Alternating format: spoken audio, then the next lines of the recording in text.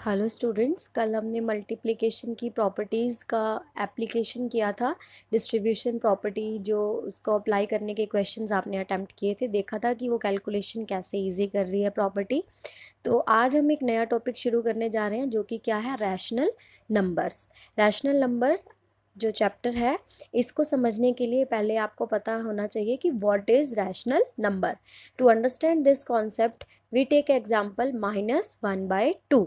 हम चेक करते हैं कि -1/2 जो हमने पहले पढ़ चुके हैं, क्या पढ़ चुके हैं, इंटीजर पढ़ चुके हैं, फ्रैक्शन पढ़ चुके हैं। पहले हम चेक करते हैं कि क्या एक इंटीजर है या क्या एक फ्रैक्शन है या फिर क्या है। तो आपको इंटीजर की कंडीशन पता है। क्या इंटीजर की कंडीशन पता है कि इंटीजर में पॉजिटिव और नेगेटिव होल नंबर्स होते हैं। जैसे आपने नंबर लाइन पे देखा था 0, 1, 2, -1, -2, ये नंबर्स जो होंगे इनको क्या बोलते हो, इंटीजर्स। बट ये तो -1/2 है जो कि इसमें कहीं पे आपको दिखाई नहीं दे रहा। That means this is not an integer because integer represent only positive and negative whole numbers. ठीक है, तो ये इंटीजर नहीं है। हम चेक करते हैं कि क्या ये फ्रैक्शन है। फ्रैक्शन के लिए आपने क्या पढ़ा था कि fraction can not be less than 0, ये कंडीशन आपने पढ़ी थी। लेकिन इसमें आपको क्लियरली दिख रहा है कि -1/2, जब माइनस आ गया इसका मतलब कि ये 0 से क्या है, छोटा। तो 0 से अगर छोटा है तो फ्रैक्शन 0 से छोटा नहीं हो सकता। हमें पता है no, it is not a fraction because it is less than 0 and fraction can not be less than 0। तो अगर ये इंटीजर भी नहीं है और ये फ्रैक्शन भी नहीं है तो ये क्या है, रैशनल नंबर। क्लियर है। तो रैशनल नंबर आपको कैसे पहचानना है, देखो पॉजिटिव नेगेटिव होल नंबर भी नहीं है और ये फ्रैक्शन लेस देन 0 है। दैट मीन्स ये फ्रैक्शन भी नहीं है, इसलिए इसका क्या नाम है, रैशनल नंबर। रैशनल नंबर की अगर आप डेफिनेशन देखो तो क्या है, rational numbers are numbers that can be represented as p/q where p and q are integers and q is not equals to 0। जो रैशनल नंबर होगा वो किस फॉर्म में लिखेंगे हम, p/q की फॉर्म में, जिसमें जो p है मतलब जो नंबरेटर है वो भी इंटीजर होगा और q डिनोमिनेटर जो है वो भी क्या होगा, integer. It can be positive और नेगेटिव। क्लियर है।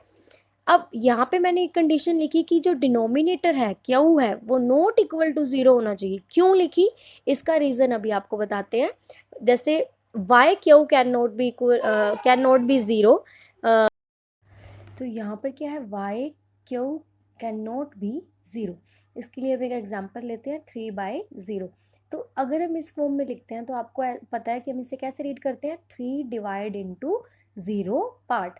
तो क्या 3 को हम 0 पार्ट्स में डिवाइड कर सकते हैं, कोई 0 पार्ट होता है, no. That means 3/0 is undefined. Undefined तो मतलब कि हमें हमेशा जो क्यू है वो 0 नहीं लेना, 0 से बड़ा ही लेना है, क्यू कैन नॉट बी 0। ठीक है। एक हम अनदर एग्जांपल लेते हैं -8/5। अब आपको बताना है कि रैशनल नंबर है या नहीं है।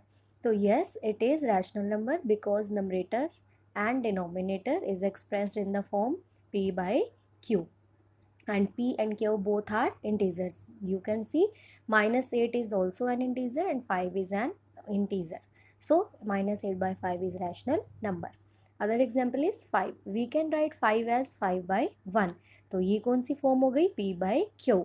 तो then we can say 5 is also a rational number because it can be expressed in the form p/q where p is an integer and q is also an integer. Another example is 5/0। तो यहाँ पर मैंने condition पहले clear की है कि जो Q है मतलब डिनोमिनेटर जो है वो 0 नहीं होना चाहिए, लेकिन यहाँ पर 0 है। दैट मीन्स ये क्वांटिटी अनडिफाइंड है। अनडिफाइंड है मतलब ये रैशनल नंबर नहीं है। ठीक है। और रैशनल नंबर को हम एक और माइंड में एक बात याद रख सकते हैं, rational numbers are combination of integers and fractions.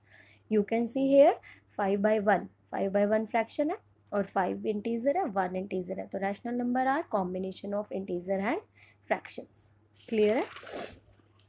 Next आपको इनमें से कैटेगराइज करना है कि कौन सा रैशनल नंबर है, कौन सा इंटीजर है और कौन सा फ्रैक्शन है। तो फ्रैक्शन के लिए आपको एक बात पता है कि fraction can not B negative या फिर फ्रैक्शन 0 से छोटा नहीं होना चाहिए। ठीक है। अब इनमें से जो जो नेगेटिव हैं, वो ऑब्वियस सी बात है, कहाँ यहाँ फ्रैक्शन में तो आएंगे नहीं, क्योंकि मैंने पहले ही बोल दिया कि कैन नॉट बी नेगेटिव। तो अब देखो -8/5 फ्रैक्शन तो होगा नहीं। अब देखना ये है कि इंटीजर है या फिर रैशनल नंबर है। तो ये हमें सीधा दिख रहा है कि ये p/q फॉर्म है, तो ये क्या है, एक रैशनल नंबर। ये भी नेगेटिव है, फ्रैक्शन तो हो नहीं सकता, इंटीजर भी नहीं है क्योंकि ये p/q फॉर्म है, तो ये क्या हो गया, रैशनल नंबर। अब यहाँ पर देखो माइनस माइनस प्लस हो गया, 7/8 p/q फॉर्म है, तो ये क्या आ गया, 7/8, दैट इज रैशनल नंबर। अब आप कहोगे कि पॉजिटिव है तो इसको फ्रैक्शन में कंसीडर क्यों नहीं किया, क्योंकि ये जो है 0 से क्या है, छोटी क्वांटिटी, ठीक है। नेक्स्ट है आपके पास इंटीजर्स। इंटीजर्स में क्या आएगा, -5 and 0, -5 and 0 are integer, and 1/2 मतलब 3/2 that is greater than 0 which is called fraction, ठीक है। अब रैशनल नंबर आपके पास दो टाइप के होंगे, positive rational number and negative rational number. Positive rational number कौन से होंगे, जो ग्रेटर देन 0 होंगे, और नेगेटिव रैशनल नंबर कौन से होंगे, जो लेस देन 0 होंगे या स्मॉलर देन 0 होंगे। फॉर एग्जाम्पल -8/5, अब ये माइनस साइन देखते ही आपको पता चल गया कि ये 0 से स्मॉलर है, दैट मीन्स ये नेगेटिव रैशनल नंबर है। -7/-8, यहाँ पर आपको पता चला माइनस माइनस तो कैंसिल होकर प्लस हो जाएगा, जो कि 0 से बड़ा है, तो 7/8 क्या हो गया, पॉजिटिव रैशनल नंबर।